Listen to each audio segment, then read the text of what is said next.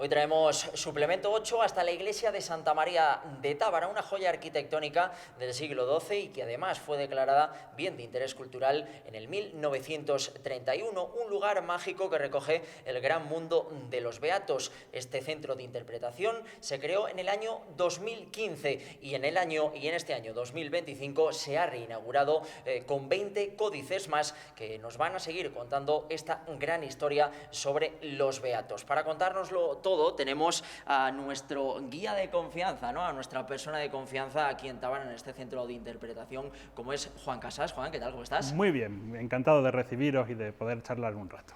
Cuéntanos un poco acerca de esa reinauguración, podemos llamarlo de esa manera, ¿verdad, Juan? Sí. De esos 20 códices nuevos que tenemos aquí en este centro de interpretación. Cuéntanos un poco cómo fue esa reinauguración, en primer lugar. Bueno, desde el 2015, como comentabas, que fue la inauguración de la exposición propiamente dicha, hubo una intención de ampliar con aquellos que tenían relación con el Scriptorium de Tábara. En los dos últimos años, esa intención se ha llevado ya a cabo y se han adquirido poco a poco, con un gran esfuerzo económico, las reproducciones, los facsímiles de los beatos que tienen iluminaciones y también de los fragmentos de códices fragmentados de los beatos, que conservamos una o dos páginas como mucho.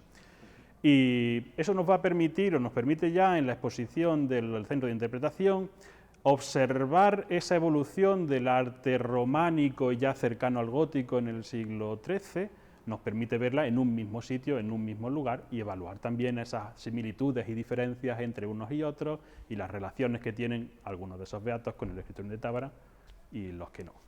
Hablábamos, Juan, si no me equivoco, de que en esa inauguración, ¿no?, en el año 2015, solo, si no me equivoco, teníamos 4 facsímiles, ¿no? En primer lugar, esos relacionados, ¿no?, directamente con Tábara, y también, si no me equivoco, otros, ¿no?, que también servían como de copias, ¿no?, a ese relacionado directamente con el de Tábara. Sí, además de los paneles propiamente que ya se encontraban en la exposición inicial, lo importante, las piezas importantes de la muestra eran los 3 códices relacionados con el Scriptorium de Tábara, el Beato de San Miguel o Beato Morgan, el Beato de Tábara y el Beato de Gerona. Además de ellos 3, también se exponía el Beato de las Huelgas, que es un códice del siglo XIII, que utilizó como referencia, muy probablemente, el Beato de Tábara. Tanto es así que plasmó en las últimas de su página la misma torre que aparece en el Beato del siglo X, elaborado aquí. Bueno, Juan, si no me equivoco, nos encontramos en el centro valga la redundancia, de este centro de interpretación, ¿no? Lo que encontrábamos en primer lugar y lo que teníamos cuando hubo esa inauguración en 2015, esos beatos de Tábara, también el beato de Huelgas. Cuéntanos un poco acerca de cada uno de ellos, ¿no?, y con detalle qué es lo que podemos ver en esta exposición y qué van a poder ver el resto de personas cada vez que se acerquen. Efectivamente. Esto es el corazón de la exposición, además propiamente el centro casi de la propia iglesia, el lugar, como decíamos, donde exponemos lo más importante para nosotros. Y lo más importante también un poco en general, porque como aquí en las vitrinas que tenemos alrededor, tenemos los facsímiles que comentábamos relacionados directa o indirectamente con el Scriptorium de Tábara. En primer lugar, el Beato de San Miguel o Beato Morgan. Se llama Morgan porque se conserva en la biblioteca Morgan Piper de Nueva York. Fueron ellos quienes lo adquirieron y quienes los conserva actualmente. Ese Beato Morgan se realiza hasta el 1945, en la fecha límite en la que estamos trabajando en la elaboración del Beato Morgan. Y es muy importante porque supone la revolución artística en la elaboración de los beatos. El autor del Beato Morgan, que se llamaba Magius, conocemos el autor porque aparece en su colofón, realiza una revolución pictórica con influencias de distintos sitios, de influencias andaluzíes, influencias de más allá de los Pirineos, de la propia Francia, de San Martín de Tours probablemente, un monasterio de por allá. Con esas influencias que él recibe de otras cosas que se están haciendo, él las plasma y las por primera vez en los beatos. Además de eso, añade al comentario 2 libros más, por así decirlo. Unas genealogías que abren a partir de entonces prácticamente todos los beatos y el comentario de San Jerónimo al libro de Daniel. Eso y el tratamiento que hace a algunas miniaturas, como por ejemplo darle otra posición a la figura humana, el dar detalles a la ropa de las figuras que también representa. Esos son también innovaciones que no se habían hecho hasta ahora en los beatos que vienen de otra tradición, quizás más cercanos al beato original, el cual desconocemos, y que sí hace él y que a partir de entonces muchos o prácticamente todos van a seguir. También tenemos el beato de Tábara. El pobre está muy mutilado, ha sufrido durante el tiempo muchísimo y en su interior las hojas están pues, prácticamente rotas, muchas de ellas, se conservan pocas miniaturas, pero se conserva quizá la más importante, se conserva la última hoja, que es la que representa en su parte posterior la torre Scriptorium de Tábara, la primera vez en la que aparece un trabajo del Scriptorium, luego se hará de otras maneras, luego se mostrará, pero la primera vez en la que aparecen dos monjes trabajando es en el beato de Tábara, y en la hoja anterior es la que nos conecta tanto el beato de San Miguel como él con el Scriptorium de Tábara. En el Emeterius nos cuenta que fue empezado por su maestro Magius, pero que no pudo terminarlo porque se puso enfermo y falleció, en el 968 en concreto. Entonces, llaman a Emeterius para que termine la obra de su maestro y junto con otro monje llamado Senior, concluyen el beato de Tábara. Así queda plasmado y cuentan pues, sus peripecias en aquella época. Y por último, o por penúltimo, porque hablaremos también del beato de las Huelgas, tenemos relacionado directamente con el Scriptorium de Tábara el beato de Gerona, que se conserva en la Aseo de Gerona, en la catedral, en el Museo de la Catedral. Y es muy peculiar porque también en ese colofón, que el colofón es la firma de los volúmenes. Hoy día a los libros, a esas partes que ponen, este libro terminó de copiarse, de imprimirse en tal, a eso todavía le llamamos colofón, en recuerdo de aquello. Entonces, en ese colofón del beato de Gerona se nos dice que trabajaron en él Emeterius y Senior, y una cosa muy importante, que también trabajó una mujer llamada En o Ende, que se la denomina pintora y ayudante de Dios, posiblemente una religiosa del monasterio. El beato de las Huelgas es prácticamente el último de los beatos que se realiza en el siglo XIII, ya en el 1220 está fechado.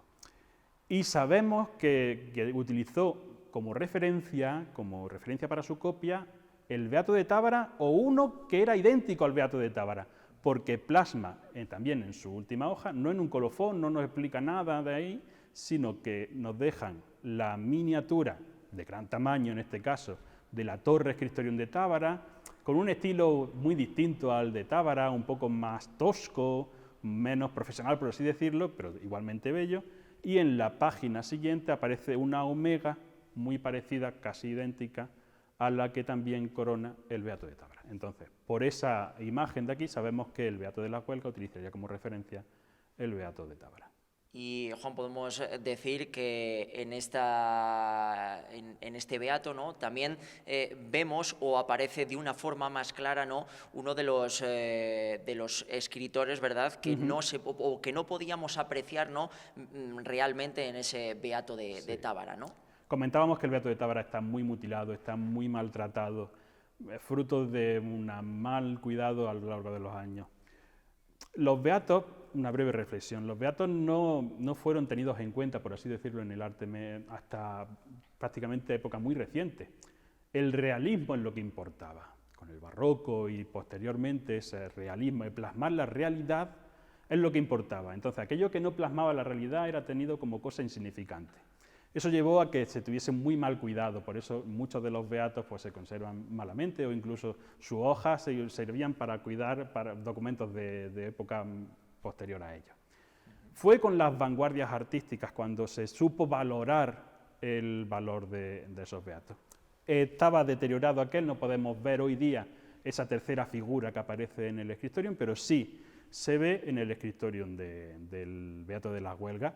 Aparecen dos monjes trabajando, probablemente lo que están haciendo es plasmando una especie de plantilla que se utilizaba en el pergamino, y el tercero está precisamente haciendo la labor previa, que es recortar esos pergaminos para que tuviesen la forma que hoy conocemos como un folio, pero la piel ya tratada, pues ese tercer personaje la está recortando, la está tratando para que pueda recoger la tinta de esos dos monjes que trabajarán después. Hemos reivindicado parte de lo nuestro al principio de esta entrevista, ¿verdad, Juan? Ahora vamos a tratar un poco esos restos arqueológicos, ¿no?, de esta joya arquitectónica, ¿no?, que recoge este centro de interpretación de los beatos, ¿verdad?, que tenemos por aquí a nuestras espaldas. Tú lo comentabas al principio, en la iglesia se consagra, lo sabemos por una inscripción que hay junto a la puerta de entrada, se consagra en el 1137, en el siglo XII. Muy probablemente, casi con seguridad, se construye sobre los restos de ese monasterio del que venimos hablando, en el que existía un scriptorium, un lugar en el que se escribe. Probablemente, te digo, se funda sobre esos restos. Quedan todavía, creemos, estamos casi seguros que queda mucho por descubrir. Prácticamente todo lo que se conserva tras las rejas de este arco que se descubrió en las labores de restauración a finales de los años 60 y luego en los 70 y en los 80, lo que conservamos aquí, prácticamente todo se encontró al rebajar el terreno para conservar esas dos columnas de ahí. Entonces, todos esos capiteles, todas esas basas, todas esas columnas han aparecido casi con seguridad, casi todas, aquí. Y esas piezas de aquí, que son muy importantes, si quieres hablamos de ellas, también están muy relacionadas con este monasterio, aunque han aparecido en otros lugares probablemente pues llevadas para ser utilizadas en otra construcción. Entonces, como te decía, es una tarea pendiente que debería de realizarse cuando se pudiera, pero lo antes posible mejor.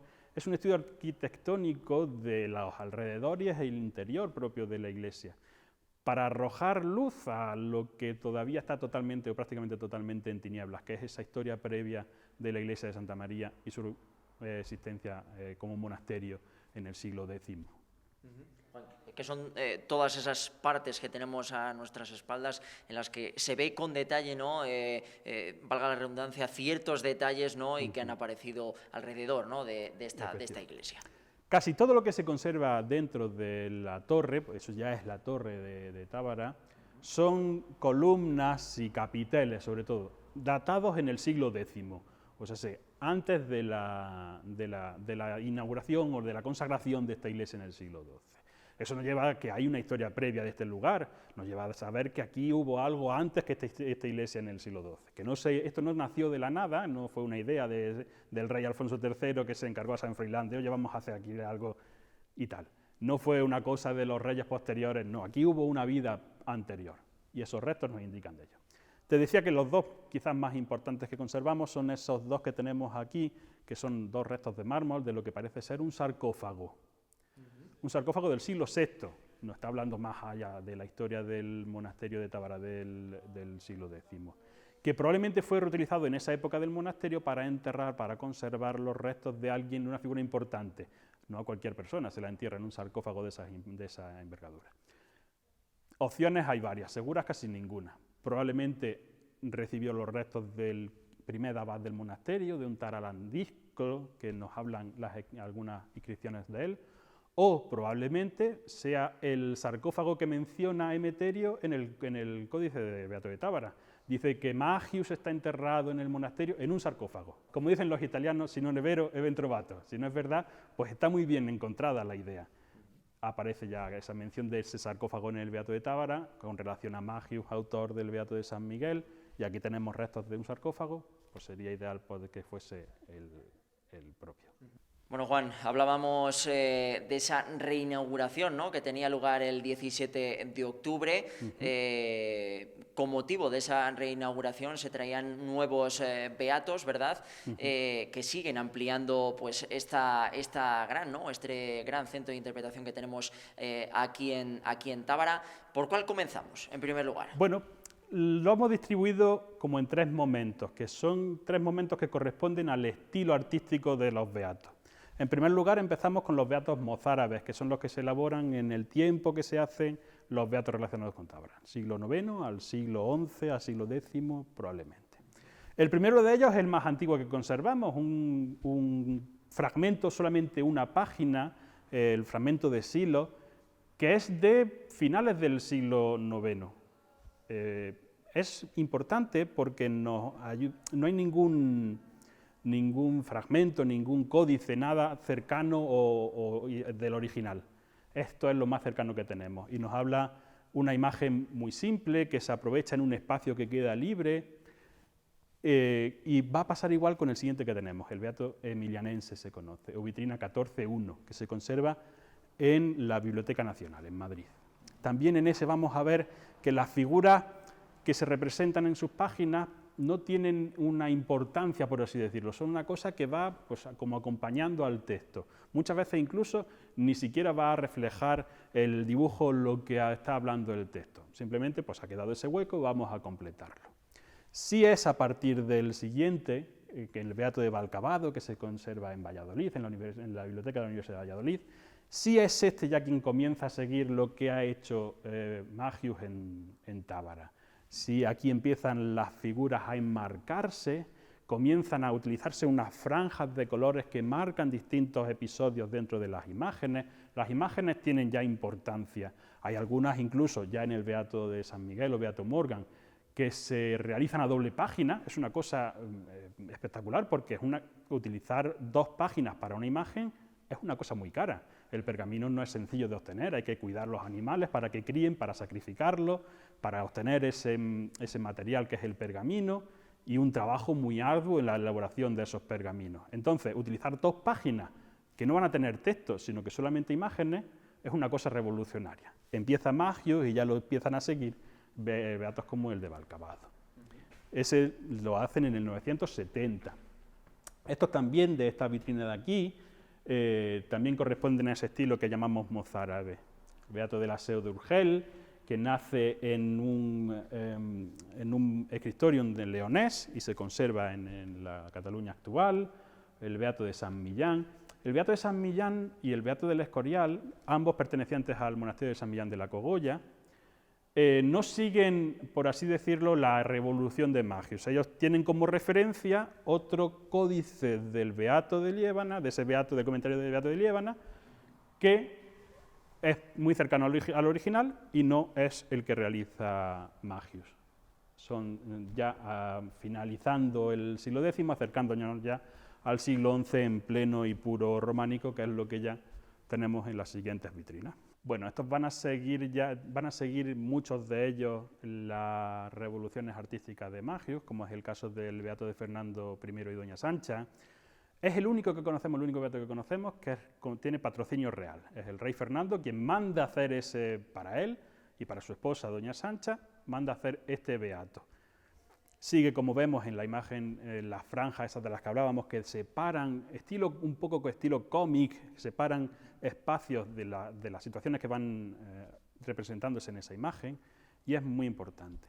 También, pero como decíamos del Beato de San Millán y del Beato del Escorial, de esa primera rama del comentario del Beato de Liébana, el Beato de San Server. Los beatos son una cuestión o una obra propias de la península ibérica, o sea, tanto de Portugal como de España.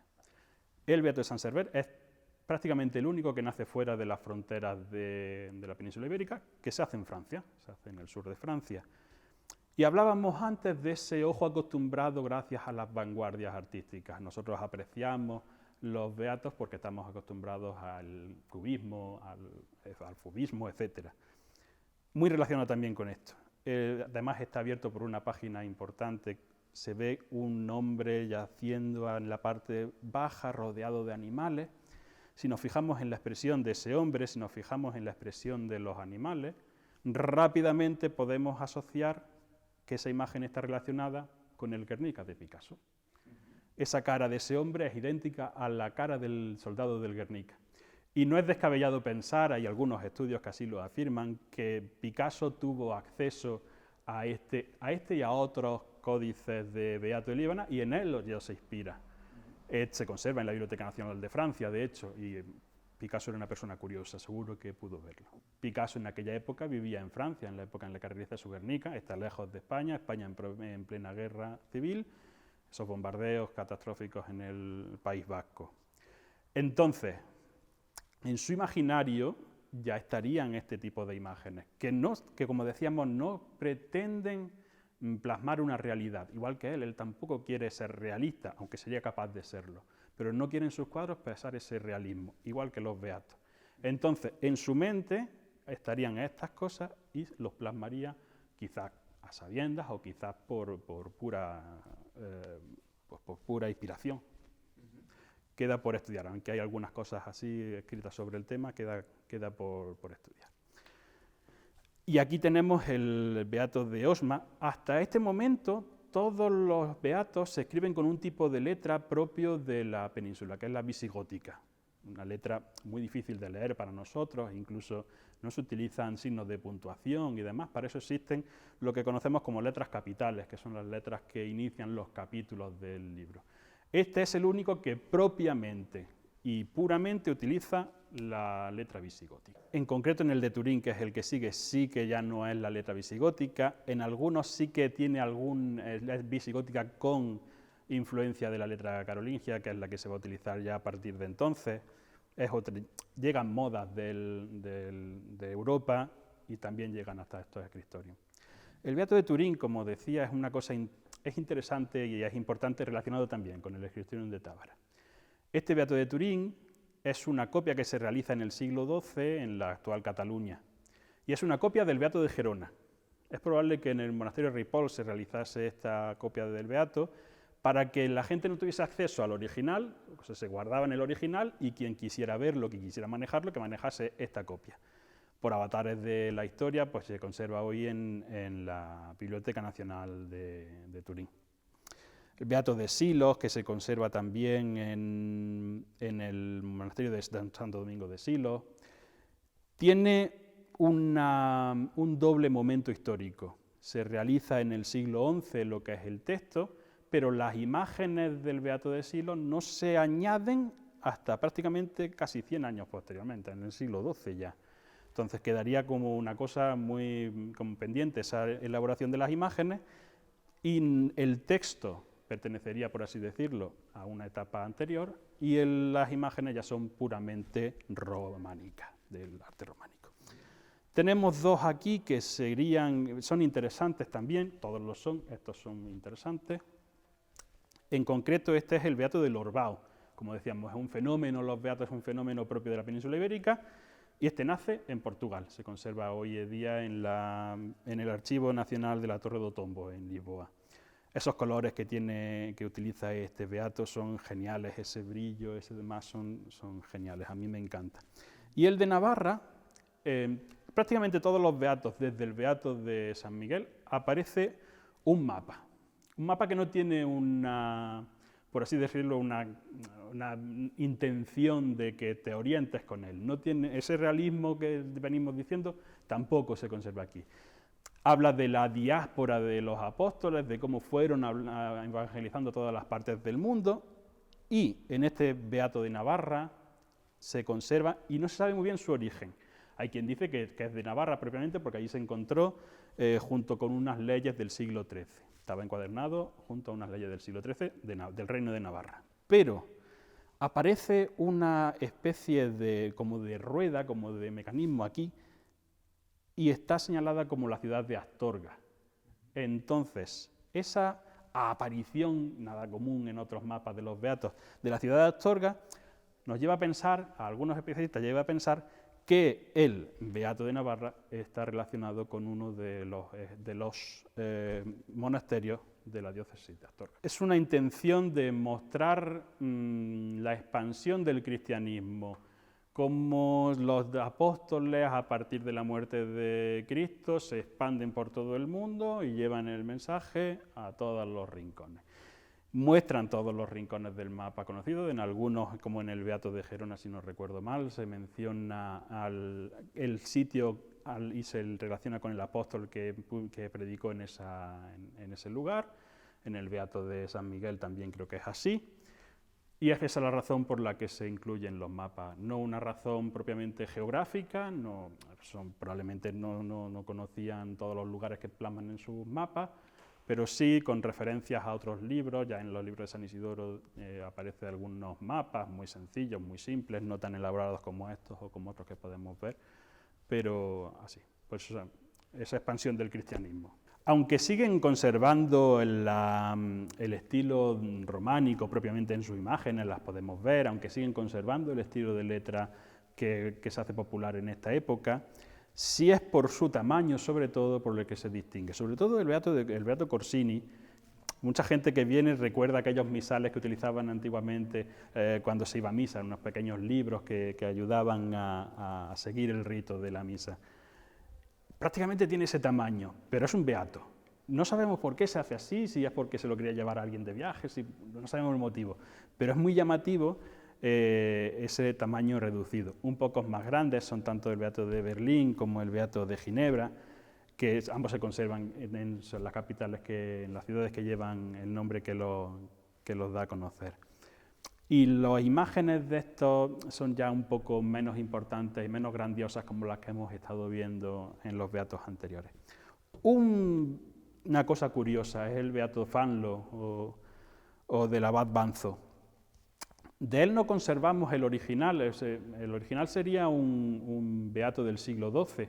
Lo que conservamos son unas reproducciones que se hacen en el siglo XVII y XVIII en óleo. Un hombre, un monje probablemente, para que no se perdiesen, hacen la reproducción idéntica de las miniaturas de ese beato que nacería en Aragón del siglo XII.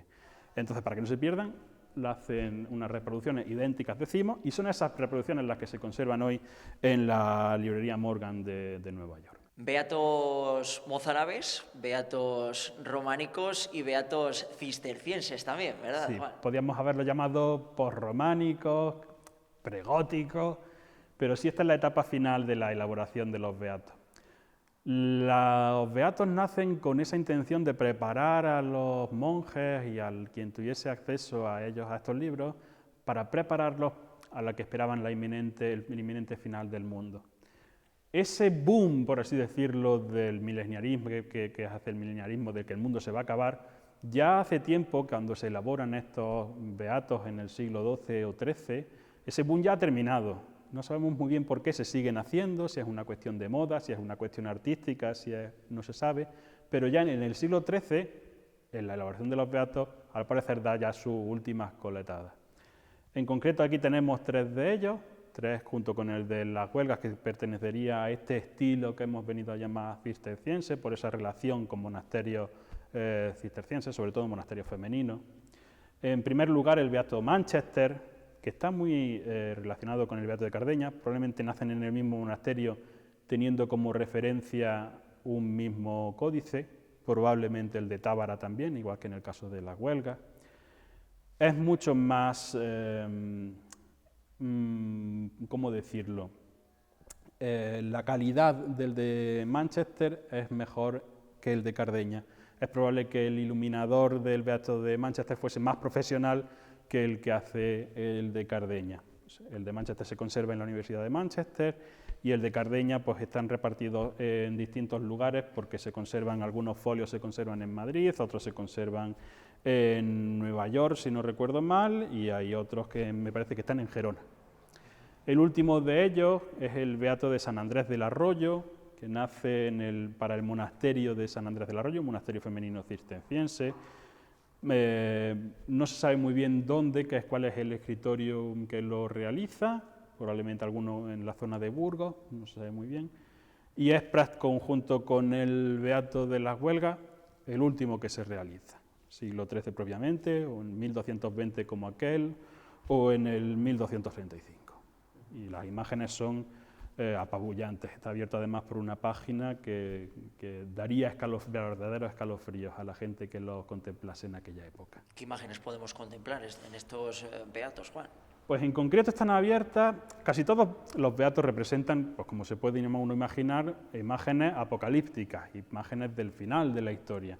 Este en concreto está abierto por una página, en la izquierda vemos una especie de demonios que castigan a los pecadores, y en la otra aparece una representación tanto de la gloria como del infierno. El infierno como una gran boca que se traga a aquellos que han ido en contra de las leyes divinas. Algunos demonios incluso arrastran a personajes importantes de la época, a reyes, a obispos, a monjes y demás. Nadie está libre de poder caer en esas penas del infierno. Y hay otros que disfrutan de la gloria eterna porque han seguido las leyes divinas. Es lo que querían plasmar los monjes en esto y es lo que vemos aquí. Juan, no puedo terminar esta visita sin preguntarte por qué en el año 800 ese fin del mundo, si no me equivoco. Sí, Beato hace unas cuentas, leyendo la historia sagrada y leyendo también algunos teólogos, hace unas cuentas diciendo, bueno, el mundo tiene que acabarse porque igual que fue creado en 6 días y al séptimo descansó, el mundo, la historia del mundo se va a dividir en 6 milenios. Entonces, al año 800 coincide con el final del sexto milenio. Hace unos cálculos de Adán a Eva, pasan hasta Jesucristo, pasan 5000 y pico años. Y en la época en la que vive Beato, muy cerca del año 800, dice, pues aquí se acaba la cosa. Entonces, para preparar ese fin que él considera inminente, que él considera que va a llegar ya, realiza ese comentario al Apocalipsis de San Juan, que es el último libro de la Biblia católica, en el que se habla con una forma muy metafórica, muy compleja muchas veces, con imágenes que no son nada sencillas de leer. A eso ayudan las imágenes que aparecen en los Beatos y que aparecerán en otros libros que sigan el Apocalipsis. A partir de eso pues se reflexiona y se prepara el final del mundo.